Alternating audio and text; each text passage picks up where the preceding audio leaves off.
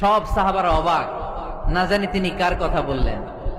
সবাই দেখতে পেলেন ইন দা মিন টাইম এক আনসারী সাহাবী এসে এই জায়গাটাতে বসলো। সব সময় আল্লাহর কাছে এই দোয়াটা যেন আমরা করি, আল্লাহ কিয়ামতের দিন তুমি আমার হিসাব নিও না, আল্লাহ তুমি আমার বিচার বসিও না, আল্লাহ তুমি দয়া করে আমারে মাফ করে দিও।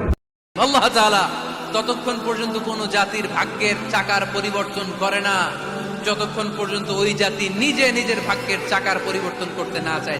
আল্লাহ তাআলা ততক্ষণ পর্যন্ত কোন জাতির, আপনি চিন্তা করবেন না, কারণ ফাইন্না মাআল উসরি ইসরা, indeed with every hardship there is is, প্রত্যেক কষ্টের পরেই আনন্দ আছে না নাই? আপনি तुम्हारी मेहनत सिर्फ एक एग्जाम के लिए नहीं है, ये तुम्हारे और तुम्हारे। আসরের সেজদা তো এত লম্বা করতে কখনো দেখি নাই রে নবী। বিষ্ণু বললেন না, অসুস্থ হই নাই, কোরআনের আয়াত নাজিল হয় নাই। আমি যখন আসরের